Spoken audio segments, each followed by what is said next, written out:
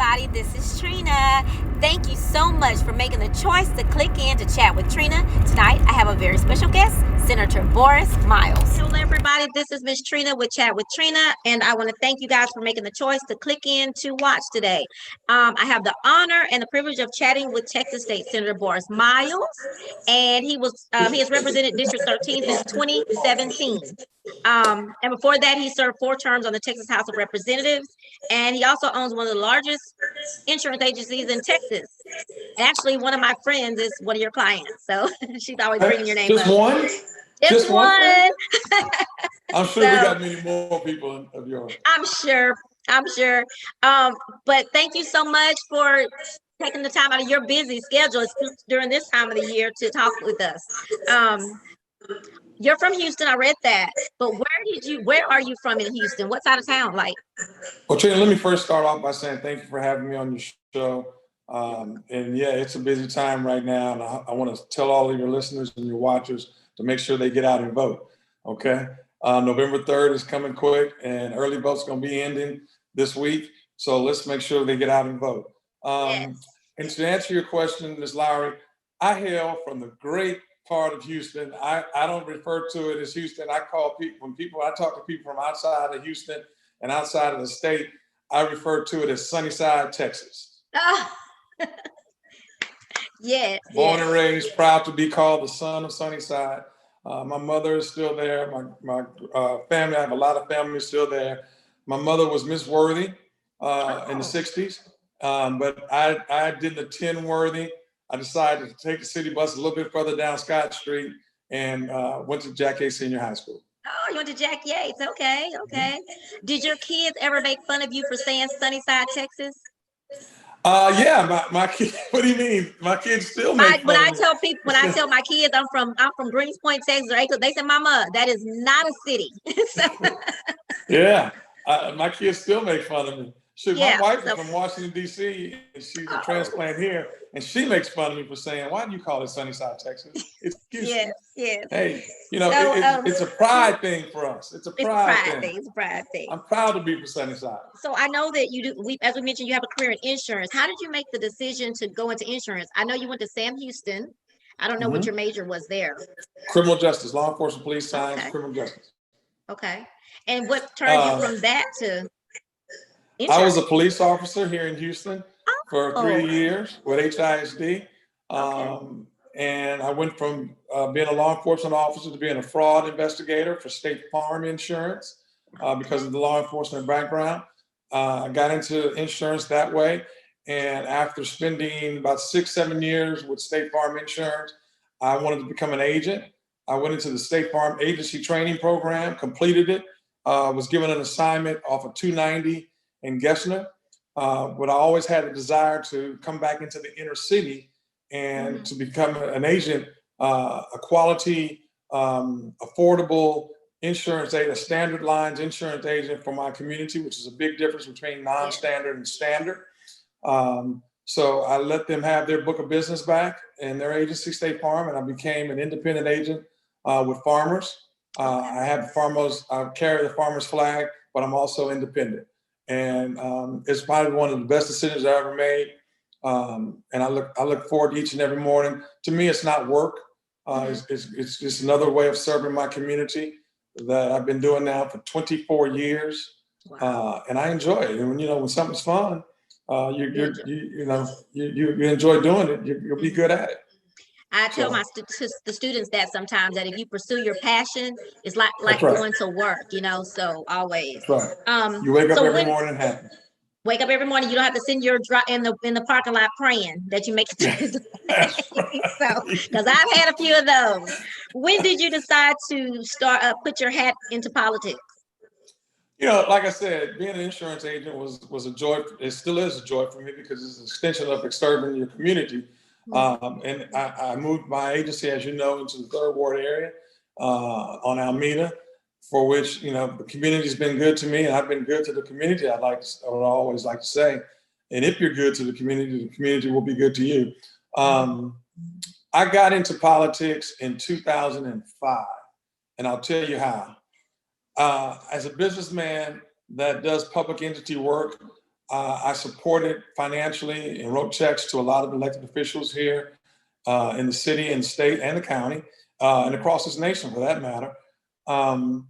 But there was an issue that took place in 2000 I can't remember what session it was, but my predecessor, it was his last session.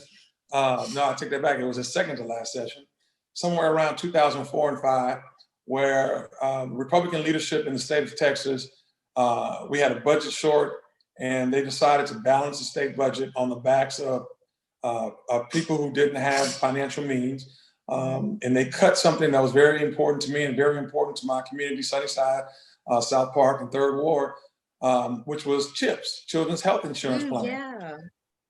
My predecessor voted against it. I mean, he voted for the cutting of the CHIPS program, which, you know, after doing a little research, I found that our community was one of the biggest users of the CHIP program. We had the highest rate of uninsured children and adults, for that matter, in Texas. So I traveled up to Austin to visit with my then state rep and fraternity brother and neighbor. Okay, he was my fraternity brother, my neighbor. He lives on one end of the block. I live on the other. He holds down one corner and I hold down the other corner. That's funny. Yeah, Mr. Al Edwards, may his soul rest in peace. He's a good man, but it was just time for a new vision, a new look, and a new some younger legs.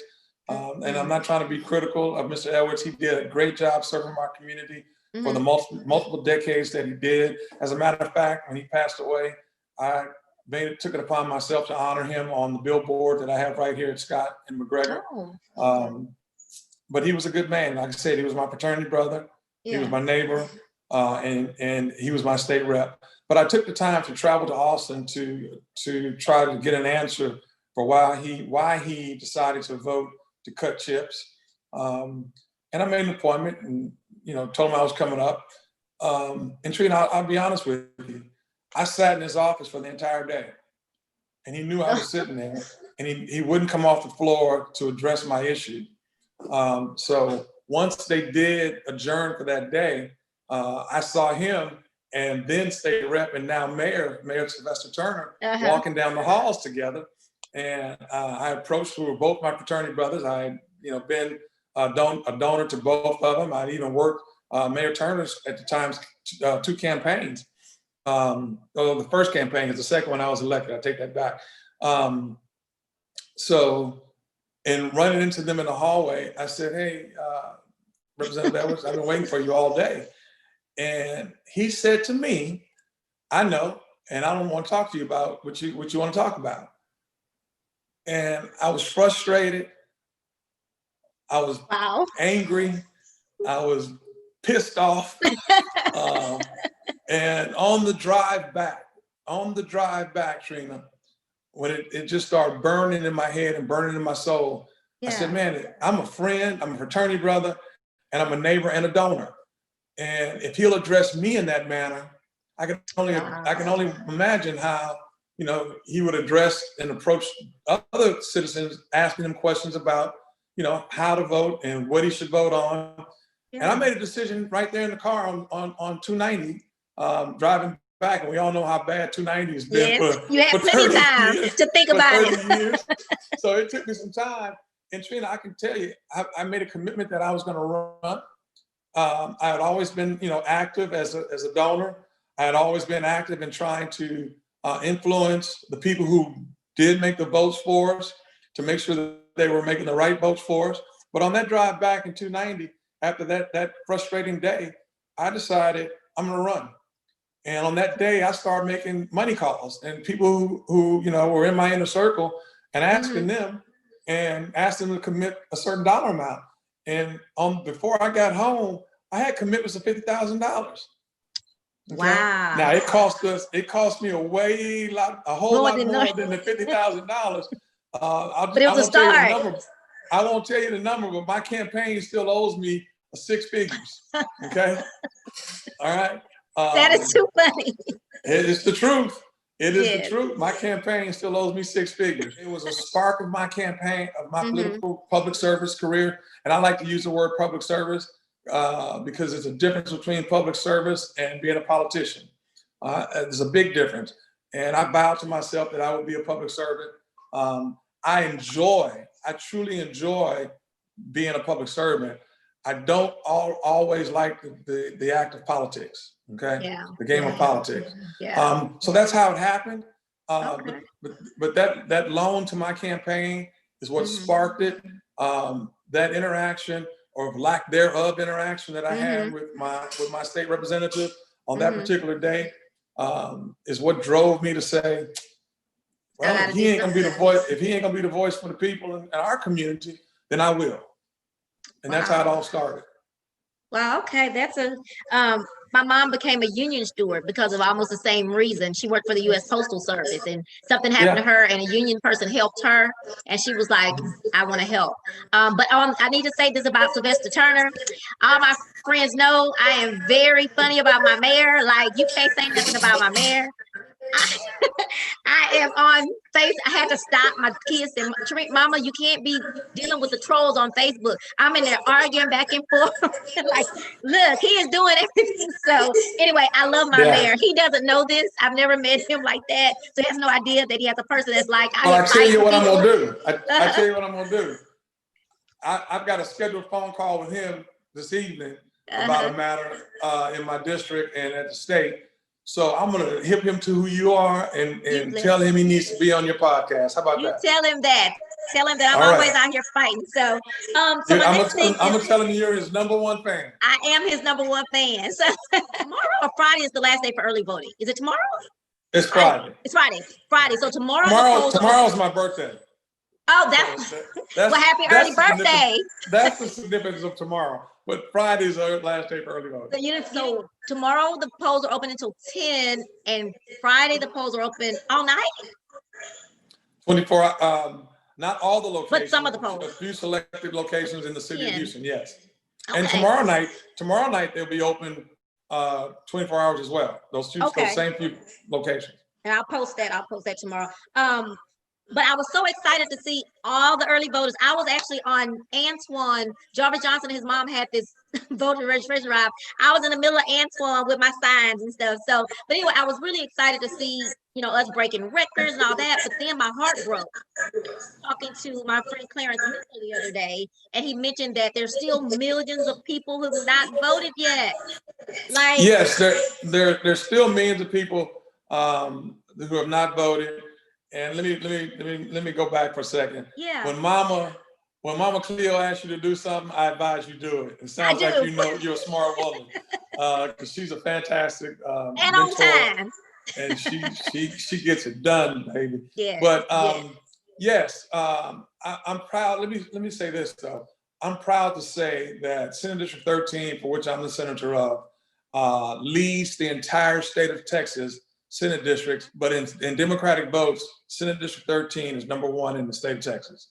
Okay, so I'm proud of that, and we're turning out 83% Democratic votes out of Senate District 13. But just today, I was given some numbers by one of my strategists that bothered me as it did you.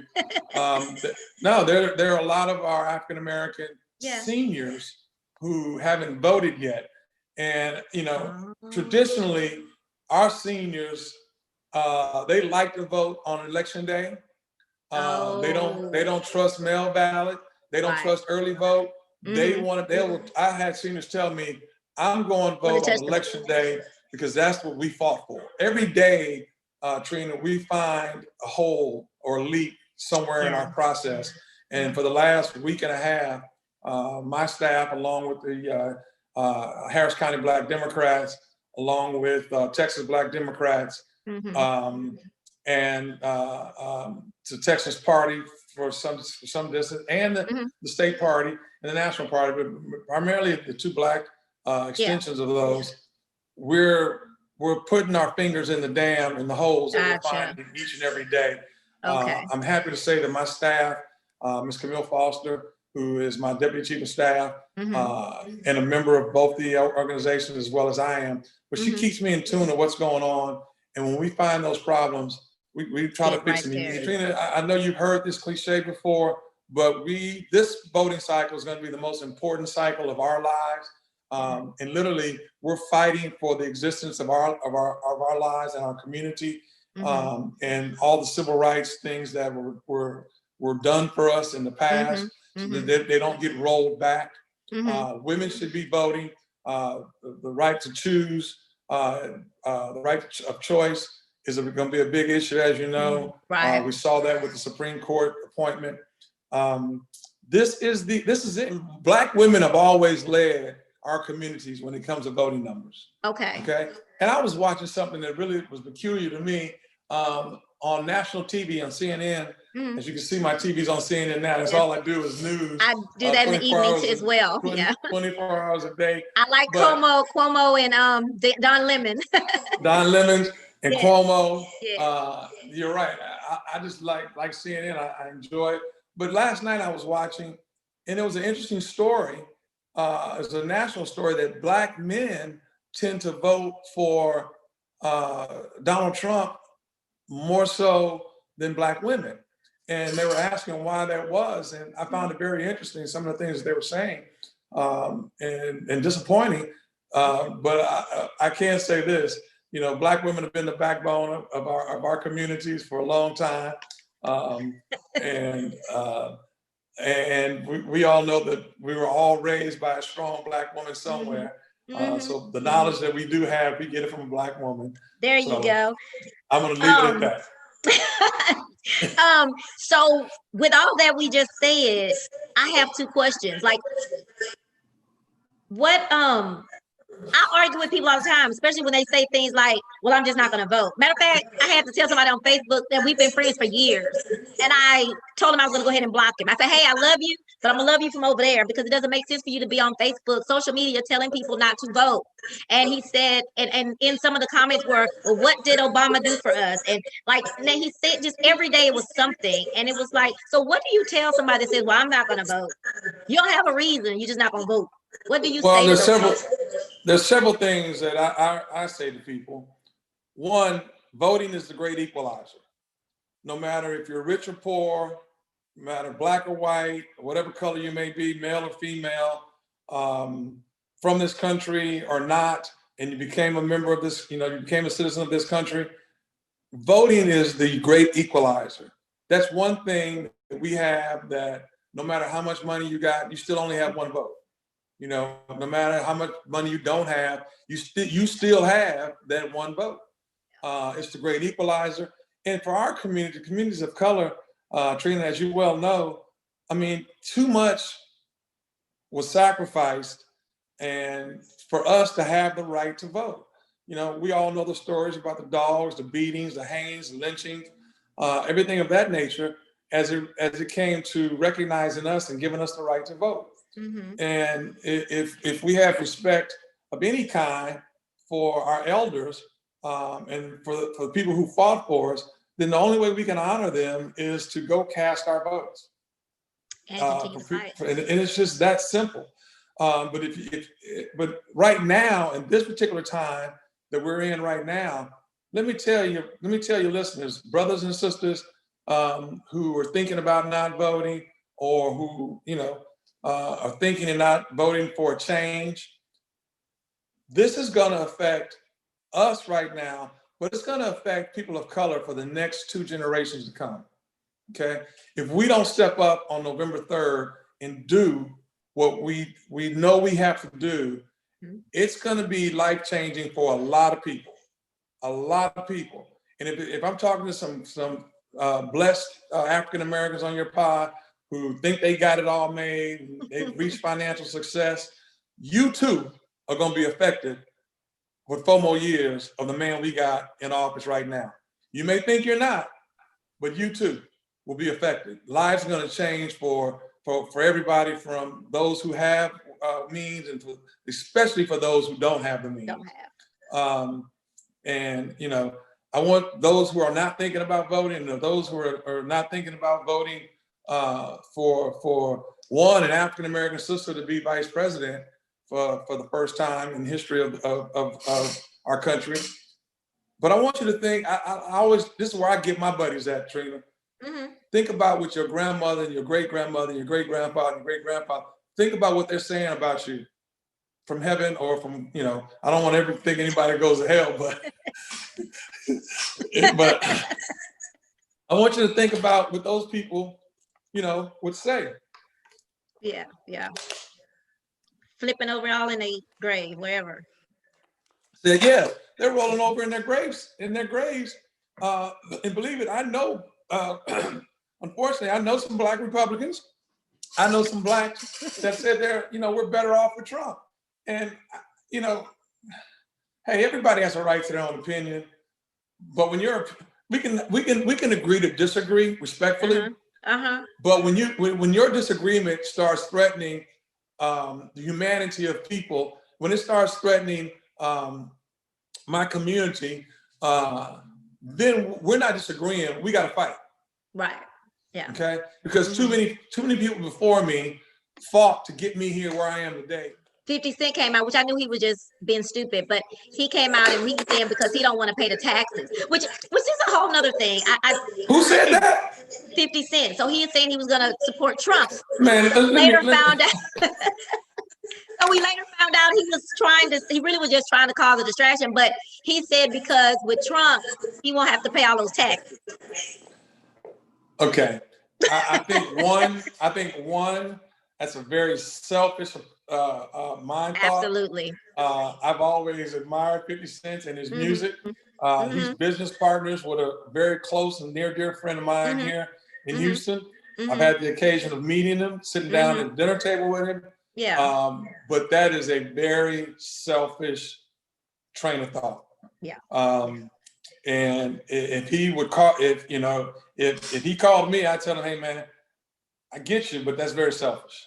Yeah, okay? Definitely. You've gotta, and let me say something. It goes back to how I became a state rep. To whom much is given, much is expected. Yeah. And that brother has been given a lot. A lot. And if he thinks he got here all on his own, okay, there were little, African-American kids and Hispanic kids and a whole lot of white kids too, that made him who he is today, that bought his albums, okay, that watch his movies. Yeah. Shit, I can't wait till Power come back on. The new Power. You know what I'm saying? That's yes. And all the other, he's involved in some other movies. I enjoy his work. Right. Oh, yeah, absolutely. But, I wouldn't be genuine if I didn't tell him that's selfish. Right. Okay. Exactly. And any one of your viewers that feel the same way, that's just a selfish thought. It's okay. Very selfish. Somebody paved the way. I don't care who you are, how much money you got. Somebody paved the way for you to get here.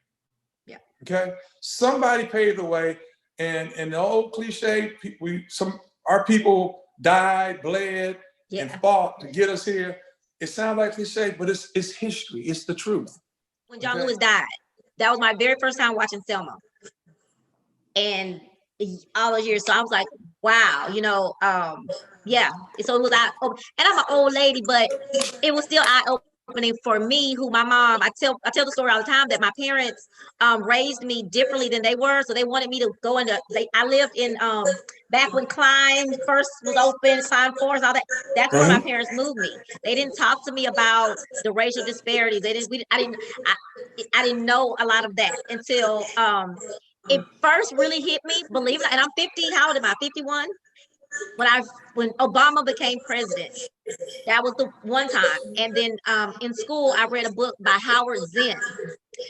And oh my gosh, it was like, what? Like, it was crazy. So when I saw the movie, Selma, it was like, and then when I hear now, I'm connecting it with Trump saying, make America great again. Oh, right. That's what you mean by make America great again. You meant that's right. That. That's right. So I feel you 120%. So yeah, it's but crazy. Listen, for the record, Trina, make a point. I didn't call you old. You called yourself old.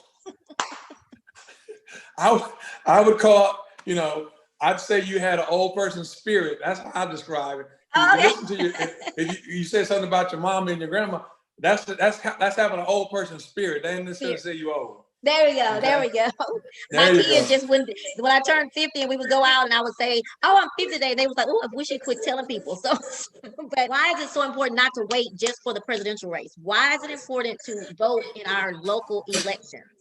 Because local politics affect you more than national politics. Okay. Right now, we're in the Texas House on this ballot. We're fighting to flip 9 of the seats, 9 seats to Democrats. It makes a big difference because, as you've seen in national politics, when you have one party controlling both chambers, okay, it's a free for all. When you have a balance, like what we have now in Washington D.C., our House being a majority and the Senate being a majority Democrat and the Senate being majority Republicans. Some people say they don't get things done, but let me tell you, the real issues that affect people that are not partisan, and we shouldn't allow, which by the way, we shouldn't allow for our party politics to get into being a true public servant of the people. Okay, but when we have that balance, it helps quite a bit. In the Texas House, I've been there 15 years, Trina, and I've never served in the majority. Wow. But I've been successful to bring home meaningful legislation and meaningful amounts of money. This past session, $9 billion with a B that I brought home to my district, Senate District 13. $9 billion with a B, and that's in one session. That's meaningful. That's impactful. Yeah. And local politics affect us a lot more than national politics. Yeah, national politics affect us. But there's a direct impact when we talk about local, and the more local you get, from state to county to city, okay, to even your civic club. When you start drilling down that far, and those decisions are made locally, those are important and those affect people. I take my hats off to the brothers and sisters who serve us on a national level. But I would tell them, once we start coming down state, county, city, and something as simple as your civic club or your HOA, those are important because those are going to affect. And not even let's not talk about the judicial system. That affects people like us each and every day. Yeah. And it helps to have people who look like us that's been through some of the challenges and the struggles that we've been through and that we've seen in our community. That can relate. It helps to have people who understand, and even at the state level and the city level and the federal level, it's like I tell my colleagues all the time. I'm passionate about. I'm not trying to be, have an argument with you every day, but I want you to understand what my world is different from your world, and the things that you're voting for or voting against affect my people in a different way. It might affect yours in a micro, but it affects mine in a maximum. Okay, and I invite all my colleagues to visit me, and I always tell them, "Hey man, come down to Houston. I'll put you up. I'll feed you." And I'll tell you this little story before we go on this subject. When I became the state senator, when I was voted in as a state senator, before I was even sworn in, I traveled this entire 31 districts in this state, Senate districts, to visit each and every one of my colleagues to be, because I wanted them to know who I was, what I was passionate about, some of the social issues that are affecting my community. And Trina, I wanted to see what was important to them. And I wanted to see their community, because I want them to know, when I'm fighting on the floor for issues that affect my people, don't take it personal. Yeah. That's what I've been elected to do. I've been elected to be the voice of my community. Yeah. And these are the things that my community need. So I don't want, my colleagues for 6 months, we're together. We're closely knit. We see each other every day. We eat breakfast in the Senate lounge. We eat lunch in the Senate lounge. And a lot of nights we eat dinner in the Senate lounge. Okay. So when you're that close to an individual for that long a period of time, and you've got to learn to be effective, you've got to learn how to build coalitions across the aisle, as well as in your own party. And I'll tell you, you don't get $9 billion not building coalition for your community. Yeah. It just doesn't happen. Right. So, to answer your question directly, local politics are important. Judicial local races are important. Supreme Court's going to be very important. And keep in mind, the president, as you saw this week, the president gets to choose and appoint who that person is going to sit on the highest court in the land. Yeah. And yeah, it's I gonna know. Crazy. It's gonna be, yeah. I'm happy to say we're grinding, we're grinding. Definitely. And I just want us to run through the tape and not take for granted the news media saying Biden's ahead. I don't want us to slow down. I want us to run like I've always run my races, that I'm running from the rear. And if we do that, then the outcome of November 3rd, I think, will be in our favor, and we'll be able to turn this country around, which will be a benefit to communities of color, such as the one that you and I live in. And that's a segue into this question I want to ask real quick. With light being shed on racial disparities and police violence against Black and brown people, do you know what we're doing in our area in Houston, Texas? What are we doing to help with that? So I'm going to address, if it's okay with you, I'm going to address health issues and social justice. Okay. So let me start with the health issues. COVID, if there's anything that you can imagine ever come out of something positive out of COVID, it's COVID helped to turn the light on and expose the health inequities that we knew existed, that you and I already knew that existed. Okay. But what COVID did is it helped to expose and shine the light on the fact that we have inequities in healthcare. We have inequities in health insurance. We have inequities in healthy food. We have inequities in healthy food access. Those things involving healthcare, you and I already knew they existed in our communities. But guess what now? Now the entire country and the entire globe knows that those inequities exist. Okay? So, I got to say this, on last session, out of that $9 billion, I was able to appropriate $1 billion to the Texas Medical Center, okay, for indigent care, for reimbursement for indigent care. Trina, a lot of it is our folks who don't, because we're the largest uninsured race of people on this planet, in the state of Texas, especially in Houston, more so even in Houston. So when I say indigent care, I'm really reimbursing our great medical center and our great hospitals for taking care of the people that they do take care of under emergency situations. So for the health aspect, I'm thankful that we have COVID.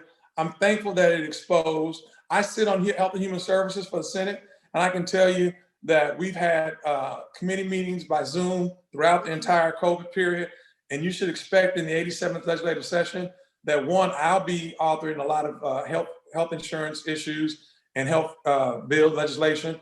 And I can tell you that my chairwoman, Lois Kolkhorst, and other members of the Health and Human Services Committee are going to be doing it as well. Because let me tell you, COVID just didn't affect urban communities.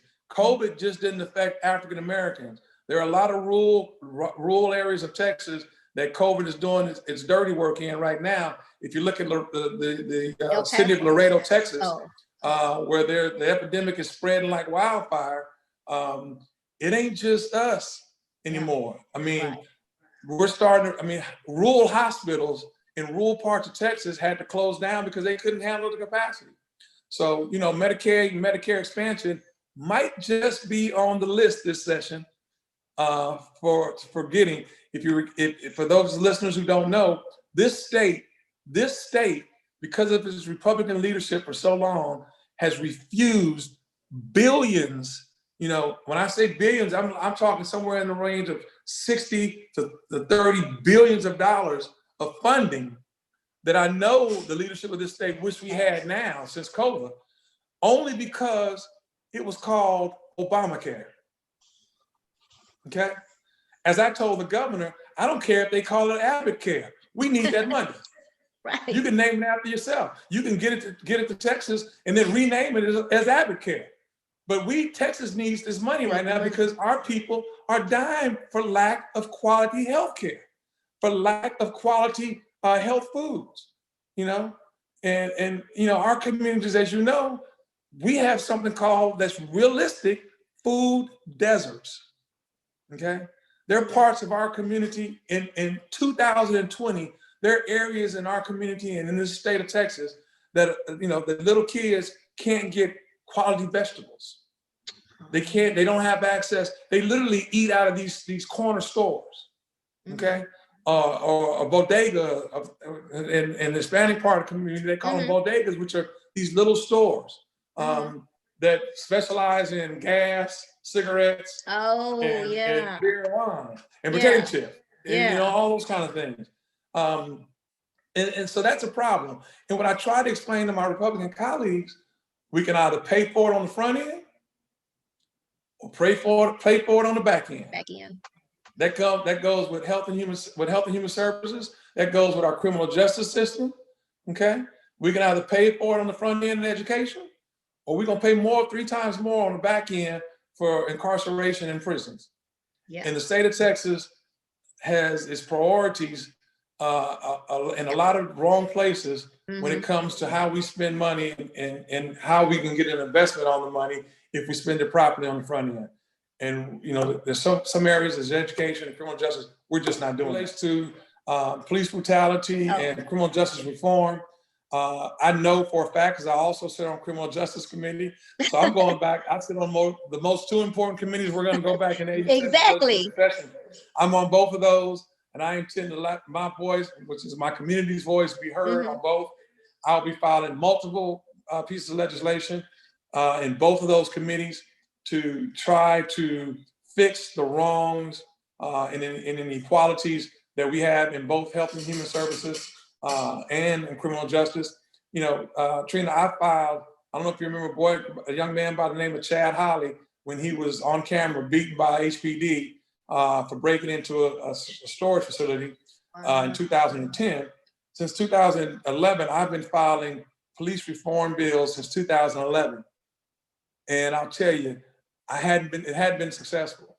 I'll tell you that there was a threat made on my life by a law enforcement agency here in the state of Texas that I had to personally call and file a U.S. justice complaint, okay? Because law enforcement didn't want to see those bills going to become law, all right? So to protect myself, I had to file a justice complaint. So if something did happen to me, there would be record of, you know, where to start looking.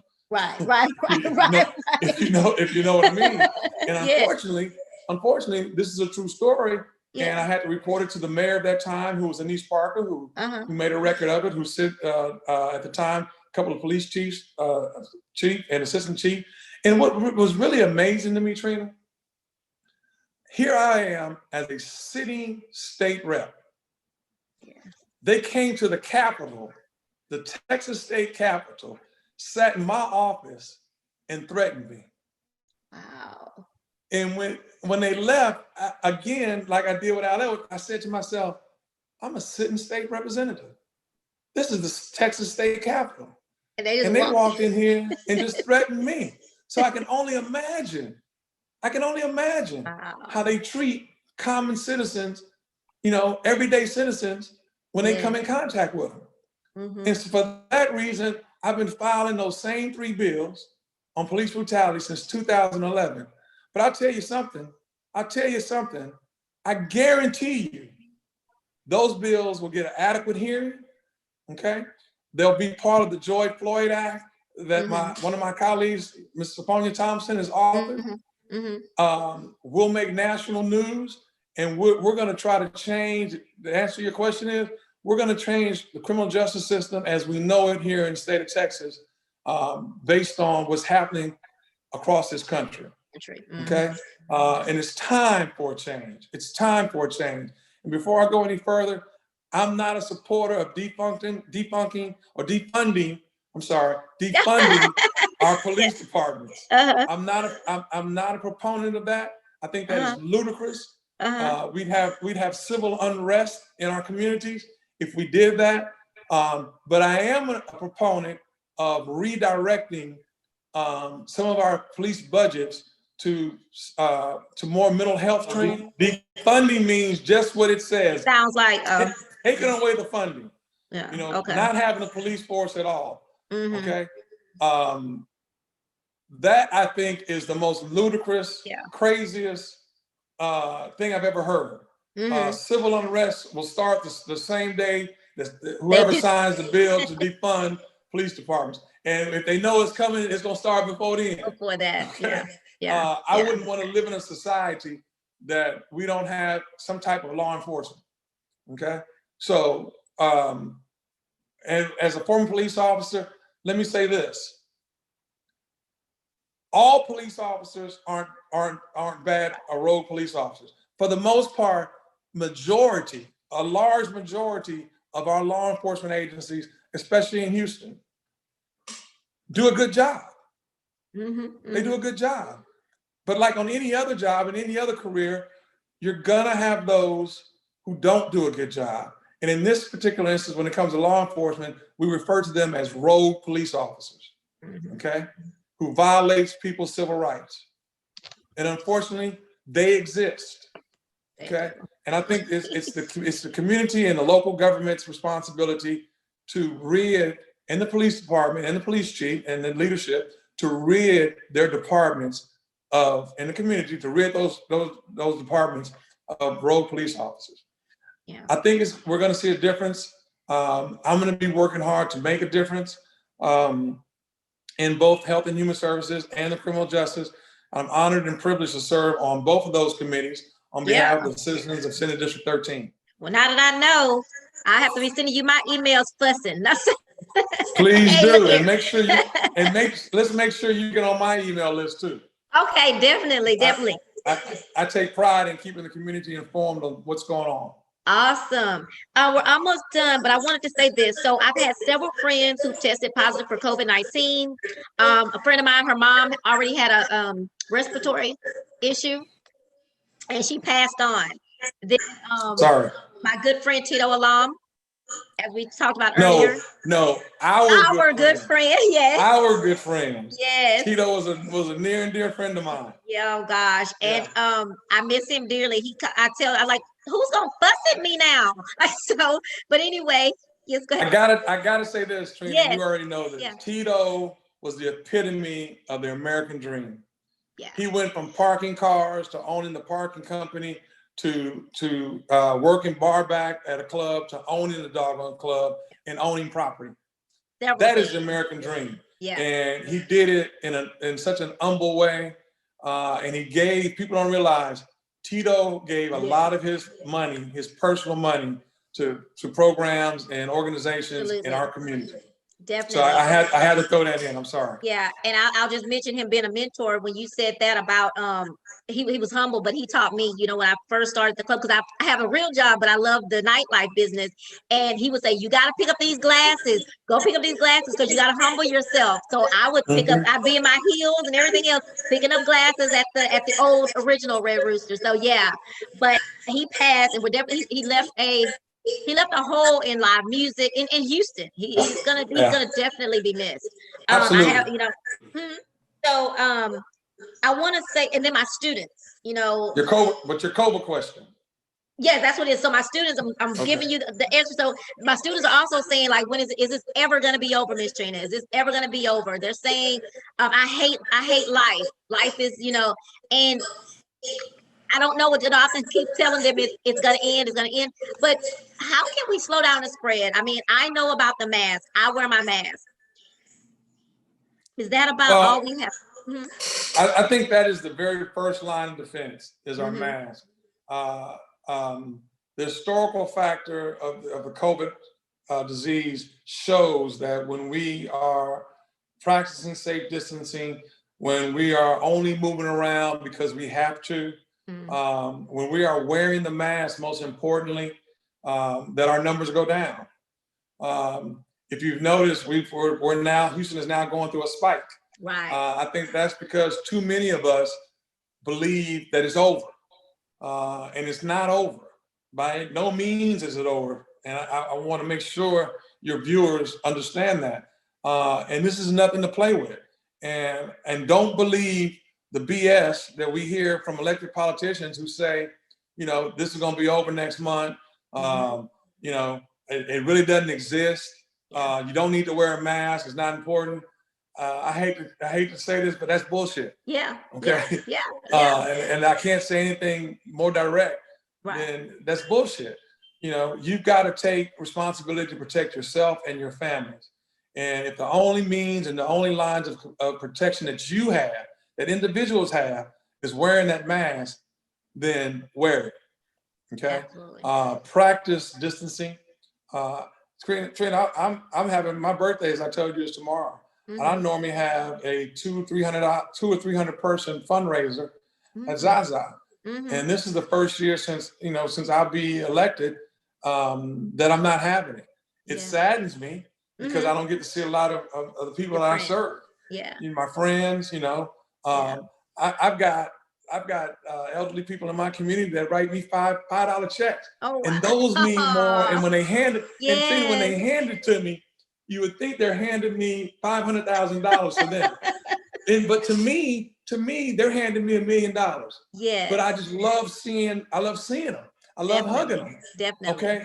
For a direct answer to your kids, you know, we've been through worse as a country, as a city, as a state, and as a race. And we've made it through it. They're just not old enough to understand and know that. Yeah. And God's will make it through this too. It's going to take some time. It's going to take some patience. Yeah. It's going to take some self-discipline and control. And it's going to take us, more importantly than anything else, we've got to get out and vote. Oh, yes. We got to get this scientific, non-believing person as head of this country. Okay? We got to do that. And that's why, going back, that's why November 3rd is so important. Okay? I'll share this with you and to wrap this subject up. I'm watching CNN before I got on with you. And I saw in Granville, Texas, a 76-year-old Anglo woman who had never, ever voted in her life. What? They were interviewing on Fox. It was on Fox. Who had never voted in her life. In the interview, she said, "Oh, I've never voted in my life. But this time, I assure you, I'm voting because we need a change and too many people are dying." This is a 76-year-old Anglo woman. Never voted in her life. Wow. But decided to tell her daughter, "Take me to go vote." Now, if that doesn't say it all, in a small rural town like she was in, if that don't say it all, I don't know what does. So for an African American to tell me they're voting for Trump, okay, or they're not voting at all, just simply makes my stomach turn. Okay. They're embarrassing, and it just makes my stomach turn. It makes it worse when they don't cast a vote. At all. That makes it worse. Okay? But for those who want to vote for Trump, that ain't, I'd say the same thing. What your ancestors and the elders saying about you. Okay? But then to not vote at all, that's just totally disrespectful. Very much totally disrespectful. Yeah. And that's the it was someone I went to dinner with yesterday. I had to just say we cannot have to talk about this subject because they are against wearing masks and they're not voting. Hell, I don't know why you were sitting across from me. Shit. I keep my office has always been a center point of the community for not just insurance, but for information, for politics, for whatever. I'm sorry, Trina. I love my community, but there's a big old sign on the door that says ring the doorbell because the door is locked. Okay? And for anybody that gets upset about that, I had a one-on-one conversation with my lieutenant governor. And I told him my Austin office, although we'll be available for everybody, but if you're not in Senate District 13, don't come knocking on my door. And those from Senate District 13, unfortunately, the door will be locked. But when we see you and when you come to talk to us about an issue, we're going to do it, but we're going to do it outside in the hallway. Right. Okay? Right. Because this is a trying times, and we've got to take precautions, not just for ourselves. I'm not taking that precaution just for me, you know. Not to mention, I've got a staff, a lot of young people who are working in that office. Not to mention, I don't want anybody taking it back home to their families. Okay, we've got to be conscious and have some kind of respect for one another to work and live and get through this.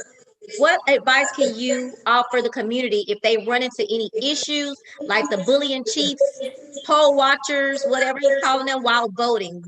Because the people that are going to wait to that day, there may be something. What would you say to them? Well, let me say, first of all, those people living in Senate District 13, at most of our polls in Senate District 13, I'm personally recruiting brothers that I know, like from my motorcycle club, members of the 100 Black Men, multiple motorcycle clubs from around the city. I've got a big event this Sunday at our clubhouse on the north side of town, and we're going to be signing up other motorcycle groups to be poll watchers. So when the Proud Boys, there you go. City, when they get to this city, we'll meet them at the bus. Gotcha. Okay. So we're ready. So we're ready in SD 13. Gotcha. We're gonna be ready, and you're not the first media person I've said this to. But what kind of leader would I be if I allowed an outside force to come and intimidate the people for whom I represent and I stand on their shoulders? That ain't gonna happen here. Right. I'm not gonna allow it. In 2011, 12, I was placed in the back of a police car with handcuffs on, along with Quanell X, because we wouldn't allow, at that time, they called themselves the King Street Patriots. At that time. Now they just renamed themselves, or they broke off, and we got King Street Patriots and the Proud Boys. Wow. Well, Proud Boys, you ain't gonna go home proud if you come here. Okay. So I want to tell all. So stand back. Stand back, like Trump said. We standing, like he told the Proud Boys, we standing by and standing up and getting ready. There you go. Okay? There you go. So in SD 13, I want all my citizens and my voters and the community people to know, feel free. Because like I told you earlier, a lot of our seniors, they don't trust early voting. They don't want their mail ballot. They come on election day. Okay. So I want them to all know, you come to a box in SD 13, believe me, there's going to be somebody there that looks like you. Okay. And I'm not talking about the precinct judges and the poll workers that are inside. I'm talking about a watcher, poll watcher outside, that's going to be registered and certified to not to interfere with anybody, but more importantly, to not let anybody interfere with you. Yeah, and you getting your vote. And you getting your vote cast. And as far as problems on that day, please feel free. Everybody else does. And if you don't know, call my office on election day.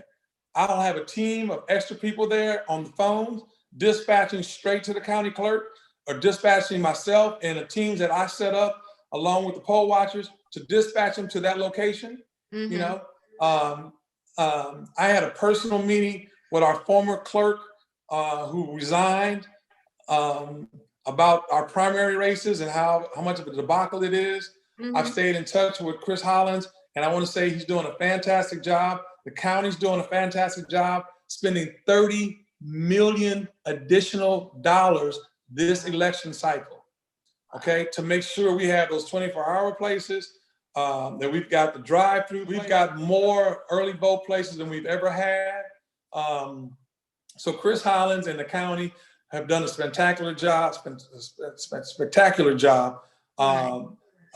They decided to spend an additional $30 million to make sure that what happened occurred in our primaries doesn't occur in our general, and that we don't embarrass ourselves on national news like we did in our primaries.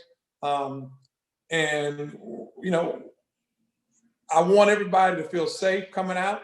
I want nobody's vote to be suppressed all over the state and all over the country, quite honestly, Yeah. but especially in the district that I represent, and to the people who allowed me to represent them, and the people whose shoulders I stand on. Okay, my folks, rest assured, you're going to be protected. Well, thank you so much for meeting with me. I appreciate it. I will tell you real quick, one of the reasons I wanted to find something to do after the election of 2016 and with what's going on with Trump, I wanted to find something that I could do for my community. And so that's when I started. I went to Deidre and said, hey, if I could just have politicians come on and speak on the elections and voting and that. So I thank you for this. I appreciate it so much. And of course, thank you, Deidre. I'm going to accept that. Thank you. If you remember to call me a public servant, not a public. Okay, public servant. I'm going to remember that. Believe me, there's a big difference. Yes, and it is now that Okay. Which is why they said why they were supposedly had voted for him, because he wasn't a. The phone number to my office, so in case your viewers have a problem on election day, 713. 355-8331. 713-355-8331. If they got any kind of problem, if they got any kind of problem on election day, call that number. I'll have additional people there working the phones along with my staff. My insurance staff, not my state staff. Disclaimer. My insurance staff, not my state staff. Disclaimer. Make sure you get that straight. Yeah, let me make sure I get that straight, because some Republican will hear this and they'll file a have a whole commercial. Yeah. So that's the number. Please go out and vote. Trina, Laurie, I want to thank you for not just this interview, but for all the other interviews, for help keeping the people informed. You know, an educated voter is the best voter you want. Absolutely. And you're helping to do a good job at that, a great job at that. And I can tell you, people in our community need to know what's going on, and just don't get led blindly about things, and don't believe everything you hear on the media, and be careful of those false prophets. Yes. Thank you again, and we'll see you soon. And I want to say this, Terrence and Deidre Fontaine, thank you so much. Have to have people in big places. No, I'm just joking. But anyway, bye and good luck next week. And y'all go out and vote. Wear your mask. Wash your hands. Sanitize. Wash your hands. And thank y'all for making the choice to tune in the chat with Trina. I really appreciate all of your support. Thank you again. Bye. Thank you, Trina. Be good, sister. Thank you. Tell my mayor I said hi. I'm going to call him right now. Thank you again, Senator Miles, for taking a moment out of what I know is a super busy schedule at this time. Thank you for taking a moment to chat with Trina. And make sure that you tell my mayor that I said hello. Guys, don't forget, get out there and vote. Friday, October 30th is the last day for early voting. But if you haven't got to those polls, November 3rd, get out there, vote, make your voice heard, make our ancestors proud. And don't forget to go to youtube.com/chatwithtrina. Subscribe to my YouTube channel and then hit that little bell so that you can be notified when I upload a new video. Thank you for your support. Good night.